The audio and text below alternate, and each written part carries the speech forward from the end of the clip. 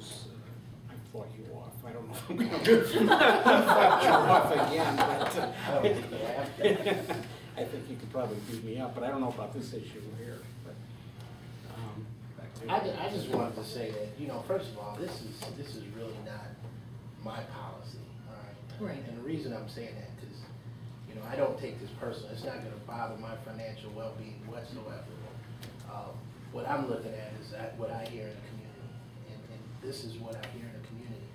And a lot of what you don't see is local bidders, and I think it's because of the way we've held everything in the past. And over time, it's really, we you know, if you look around, we get a lot of our dollars sucked out of Muskegon. They go right out, and it doesn't benefit us a lot. So I think a lot of people locally have just gotten disheartened. I've even talked with even some local contractors every now and then, and this was before I got to the county. And you know, they really never had anybody talk to them about how to get involved or how to, you know, do this or that. And then working with some of them to help them get involved, they got involved and they found out how to get, you know, into the pieces, but nobody was really helping with that. And a lot of those things were just going out. But then once they got involved, and that was no local preference at all.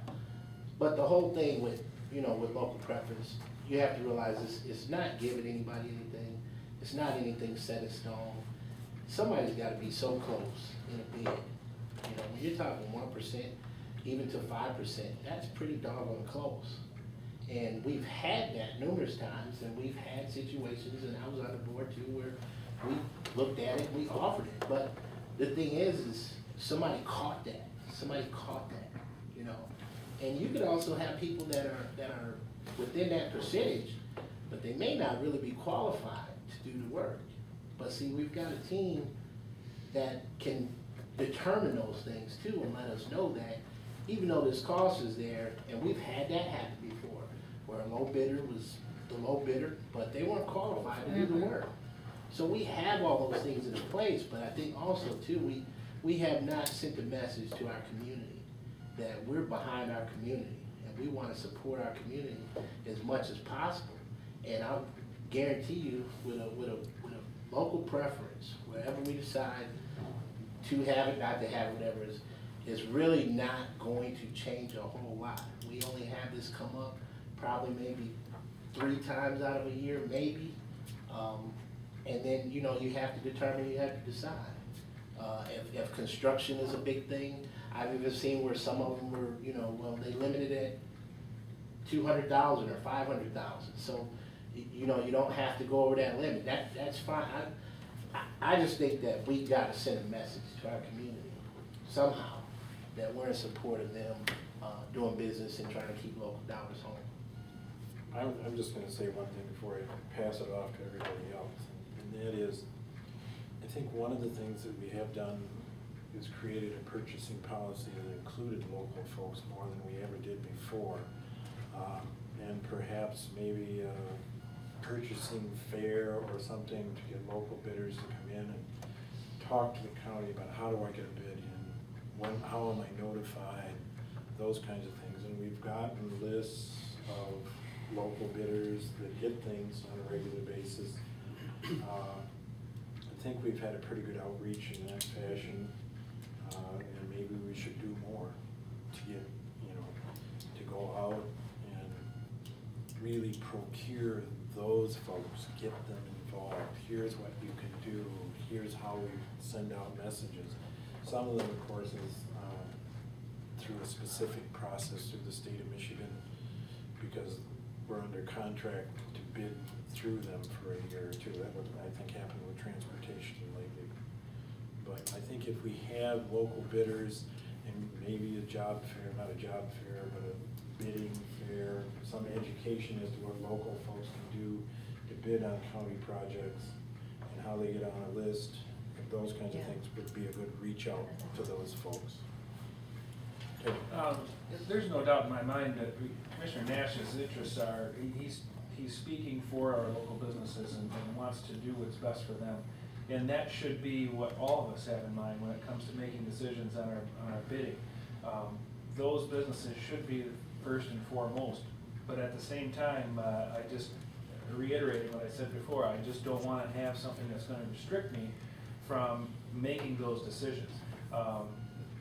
One of the first things that I look at in the bid process is where are our local businesses? Which ones are there first? Once I see them and what their bid amounts are, I then compare that they have the upper hand in my decision-making ability, because from that point on, then I look at the other bids that came in from outside of the community and look to see where they stack up at. And they basically have to sway my opinion of that local bidder. That's the way I do it, and that's what my voters wanted me to do, is to make decisions for them, and that's the way I intend to do that from here on out. There's one thing that I think it's important for everybody here to understand, and Susie can tell you better. Specific businesses are better suited to do specific jobs in size and kind, okay? And as you grow bigger, you can do more sizes and more kinds, but it's a very difficult process, and in many cases, it's longer than a lifetime. Much of the industry it has to be bonded to do the work. In other words, when I'm going to spend some money, I want to guarantee that it's going to get done for the price I say it's going to get done. Part of bonding, it's very difficult to get your bonding limits raised to the point where you can do stuff as big as what the county does, okay?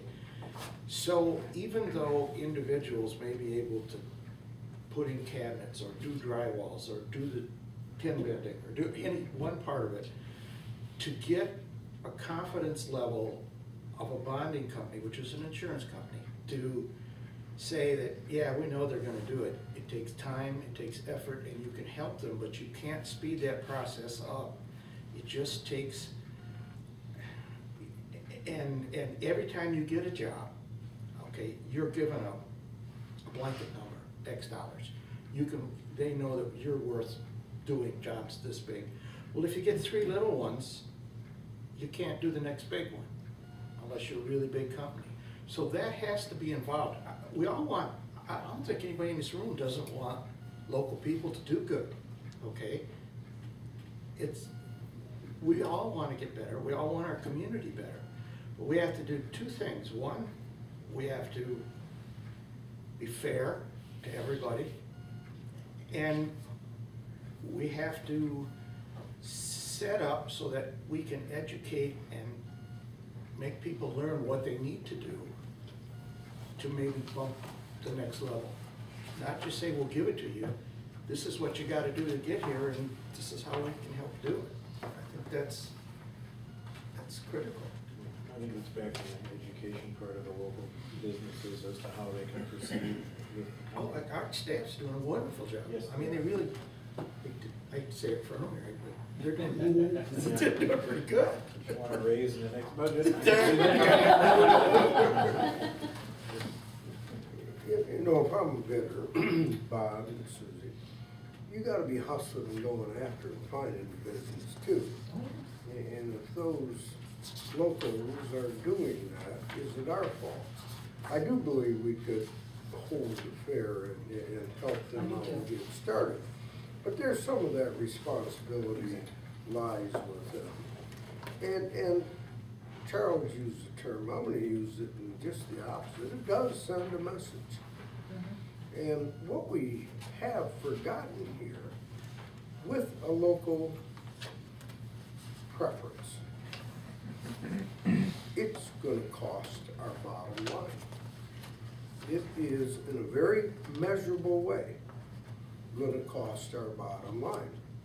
We picked this local bidder, we paid more for it. We did that with the last group of cars, and it was in the thousands. We paid more for it local. And that is very measurable. The other part that could be, and you're saying, well, it's going to stimulate the business and it's going to do more business and we'll get it back. It's also going to stimulate people after 2, 3 times the local bidder gets it. I'm not even going to bid, and that's even going to drive some things up higher. And Chairman of the Ways and Means, I'm concerned about our bottom line. And it will cost money if we have this. It will cost us in measurable ways. The rest of this is just, you know, I don't want to pass something because it's window washed to make us, you know, it's like, no offense, my friend, changing it from 3:30 to 4 o'clock, the meeting. Is that gonna get any more people there? No, but it looks good. You know, it isn't. I mean, let's focus on the things we need to be focusing on instead of this. That's out in the open. Bottom line, it's gonna cost us more money. Mr. Chair, I think, you know, we have the ability in our policy to accept or reject any policy. Now, it should be incumbent on the business people, and all of us play a part in that, because we are here as representatives to our community. If there's a bid coming up, we may want to make a call and say there's a bid coming.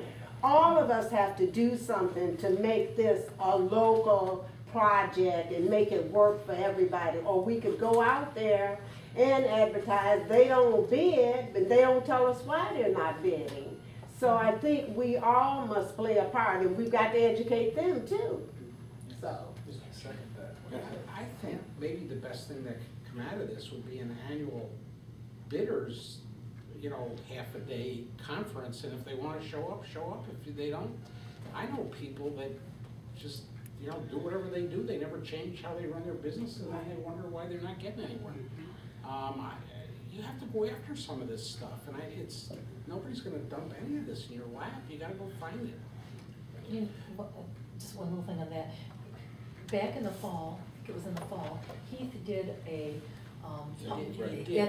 Do that once a I year. went to that, and that was fabulous. And to look around, there were quite a few people there, but there were people that I thought should have been there that could have bid on a lot of things that we do in the county, and they weren't there. So, I mean, but that was well publicized, and it was really worth attending. I mean, even for me just to learn, you know, that was their own fault. Or maybe now my fault as a county commissioner for not calling and saying, hey, get your butt off the chair and go do this, or you're gonna not get any bid, not even get a chance. I just want to add a couple things, and then I'm going to be done with this, but when we talk about things getting added to the bottom line, and I think Commissioner Stoner put it right into place, you know, all this has to do with us and how we decide it. Doesn't necessarily have to be any increase in the bottom line, because if someone is in a percentage, we can ask them to tie every bid, so then if they tie the bid, they can win the bid if they don't, but that still helps keep things local, and it keeps a preference to our local businesses. We have that problem now, and that's the thing is, we even have local businesses, and we've had, I've played in one that had the same issue. And we had an outside company that was on the other side of the state and wanted a nice strong bid, but was in a percentage, but in talking with the other ones, and it was just difficulty in the whole process with the local company. And this is before we even went to MIT. And now I've got some businesses that are coming to me and they're saying they don't even like MIT because they didn't make the meeting and they don't know how to work the process. And now it costs them more money. So, you know, in some ways we've kind of, you know, done it to our local businesses. In some ways, yeah, they've got to put in the work to do it also. But in some ways, we've got to make this an inviting thing for our local businesses. And in a lot of ways, it just, from what I'm hearing, it's just not there. And then you got to look at the impact. You know, I'm looking at one of the studies from Grand Rapids itself, and in that study, it talks about, you know, how 10% of local vendors could result in an estimated 1,600 new jobs, with $53 million in wages, 137 million economic impact to West Michigan. And this was a study done back in 2008. And I could go on and on about, you know, how $100 spent locally remains, and then $45 remains in the community versus 13 when it's spent outside. You know, on these different multiplier effects in our community, a number of communities, there's a lot of pluses. If you take the money that sometimes we spend outside the county and look at that money being spent inside the county, and look at those workers that take the money and spend it somewhere else in the local businesses, local stores, whether it be mom and pops, wherever it is. And that money keeps going around and around and around. And that's an epidemic that we don't have from Muskegon County a lot, because if you look at it, I think you look at our dollars, and the majority of our dollars a lot of times ends up going outside the county. And that doesn't stimulate, you know, that multiplier effect that keeps this community rolling and keeps investing back into the businesses. And I think that's some reason why sometimes we're stagnant in our business growth. And I just think we could do better. I think the county could be a lead in a way. And then I think also some of the other things that we talked about, maybe even having some, maybe a yearly session where bidders could come in and learn more about the process and be educated and find out what we could do as commissioners to help, you know, change this or better for the local. And it's not favoring one over the other, so to speak, because if the guys outside are bidding sharp and they're beating our local guys, there's nothing we can do about that with a policy or no policy. You know, but then there's also a decision-making time where we can decide that maybe it is better just to go outside even though the local guys want it. So it's not, I don't think anything's set in stone. I think it's just a way of sending a message to our local community that we support them. I think it's also having a mindset and direction to try to keep as many dollars in this community, which is gonna help boost economic growth and jobs in this area. You know, and we can talk about it all day long, but if we're not doing it, and then our team does not have a policy to do that, so they can't necessarily catch that. They can't necessarily put that in front of us and say, well, we think you ought to award this there, because there's no policy in place. So it has to be one of us, and then if we don't notice it, and there's been some cases where even with some of the things that I brought up, it was because of business called me, or somebody came up and called me at the last minute and referred that to me, and I really paid attention to it. But a lot of times without that policy being in place, we really have no set way to determine those different things to make that part of our equation as commissioners. So again, it's not giving anyone anything, it's not having anything set in stone, it's just making another avenue so we can make sure we're not missing anything that can help support our own local community. Susan? One thing, you know, in theory, I wholeheartedly agree. But if we let a bidder match the bottom price every time, pretty soon the guy he beats out every time because he's willing to match it is not going to bid anymore. And then I can guarantee you that guy that's the bottom bidder, he's going to be the only guy bidding, and he's just going to make his bid go up and up and up. But that's what's happened to Muskegon. That's why we don't bid. But we're opening that window for that to happen if we But put in a we're local only preference talking about policy. 2 or 3 times in a year. We're not talking about this happening over and over all the time. But one thing too, with that program that Heath did, most of it was on a PowerPoint. He could attach that very easily to our purchasing department webpage, so that, and it would just talk you right through signing up with Mitten and doing all of that. I mean, it would be so easy to follow. It's just, okay, do this, then you move on to the next one. And he could talk you right through that. Be really easy to put that on there. But one thing that I do think we should do as far as purchasing local is we have a policy within the county that, I mean, certain things just, I mean, like we have a $5,000 policy. And I notice on the bills every month, there's a lot of money that goes out. Some of those things maybe should be occasionally rebid so that we know that we're getting Integrity Business Solutions. There's a ton of stuff that goes out to them. Now, I don't think they're local, but they very well could be.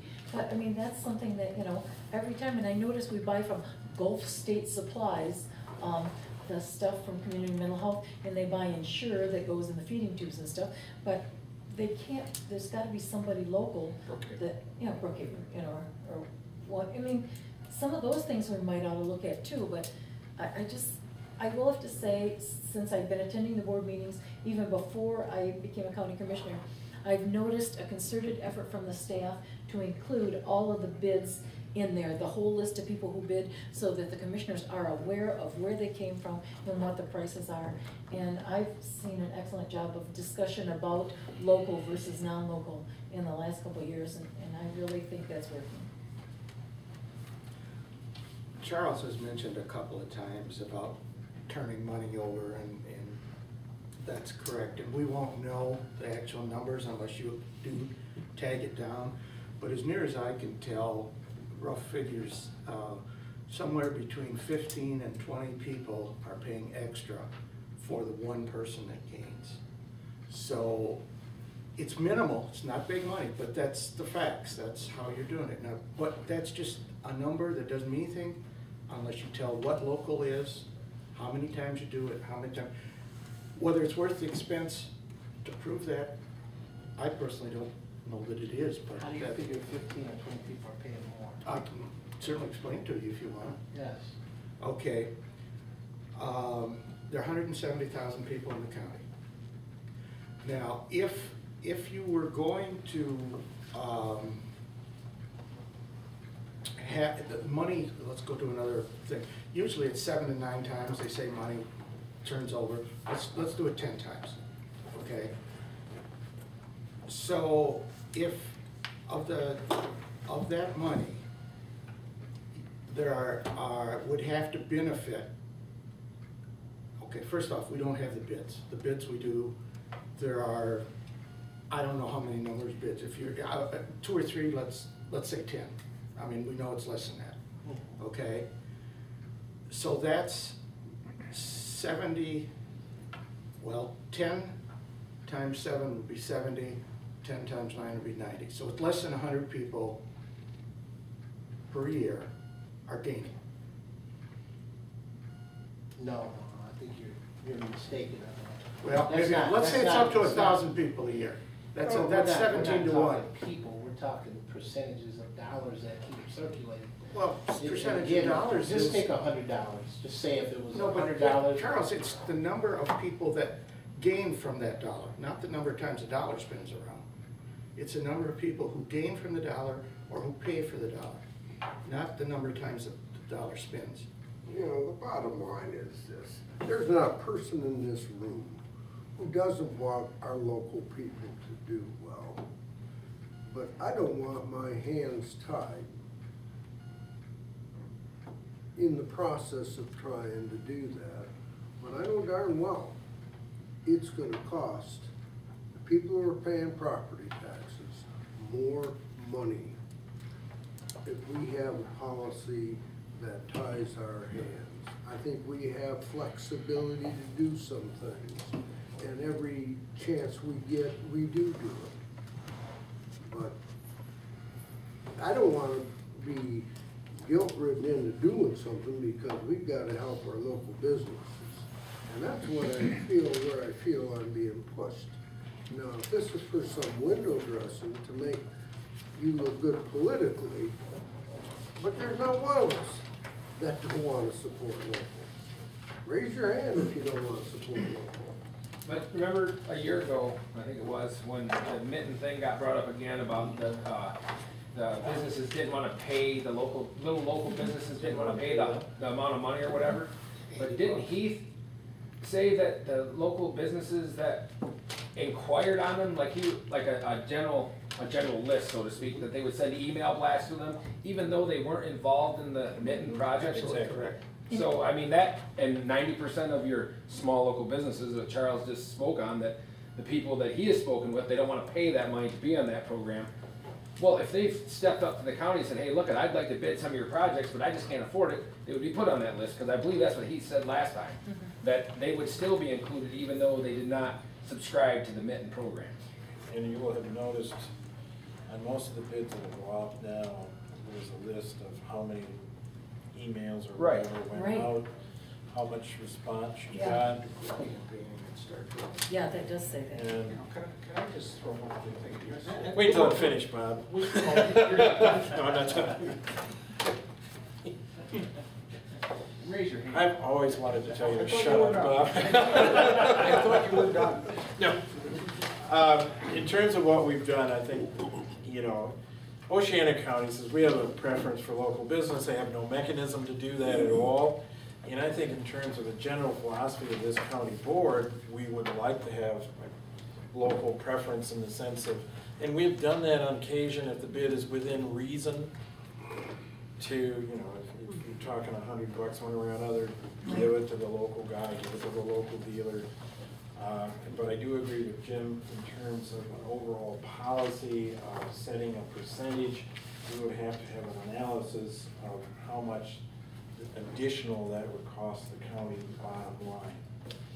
I know the turnover and all of that, but it's going to be an issue. I personally,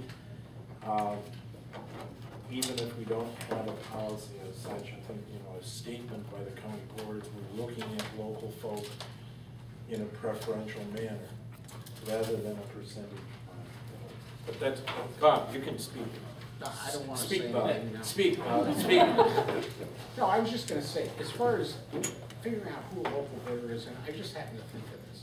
I remember some years ago, when you're buying things as a distributor, sometimes it's not easy to get the lines, because there's already another local distributor, and they won't give it to you. Well, I remember I needed this line of hydraulic pumps. It was a company, actually it was a company in Grand Rapids called Monarch. I ended up getting a post office box in Chicago, and that was the address of the company. I had the stationery printed. And once a week, no, You mean every your time. game We decision? want this in the Chronicle. No, it's fine, I wasn't the Game only decision one. here. Every time we ordered That's my something, boy. it would be drop shipped to me, as if, and the invoice would go to Chicago, and once a week, they used to send me an envelope with all the, whatever mail there was. And so I had a local presence in Chicago. I mean, it was a post office box, but whatever. So your mittens are shady. Is that shady? I don't know. One of the things. You should say it too. One of the things that scares me about having a policy in place is that I have some friends that are in mechanics, some that are in construction. And at times, they will get to the point where they are so busy that they don't really have too much time for anything else. And a job will come along that they have to bid on, and they really don't want the job, but they also want to make sure that they bid on it. And they've come right out and told me, they said, you know what, I'm just going to bid this thing way up because I really don't want it, but I just want to make sure I got a bid in, so they don't forget about And it. right, and so they invite you next time. And they say, because we're just too busy, we don't have time for it. But if they really want to take us on this bid, then we'll make time. We'll make money. And yeah, we're gonna make money Yes. on it. And that's one of the things that would scare me about a policy. And Chairman Mahoney brought up Oceana County's policy, and I've also seen that. I think if in fact that's what we're gonna do, to make a statement, I love that policy, because what that policy says is that we're gonna, in a nutshell, it says we're gonna let our commissioners make the determination and having a local preference in their mind when they make that. And that's the extent of it right there. Mr. Chair. Oh, wow. I just wanted to say, we can release a statement or a letter, but not having a policy is really, it's more like Commissioner saying, we're just really just putting something out there, we're campaigning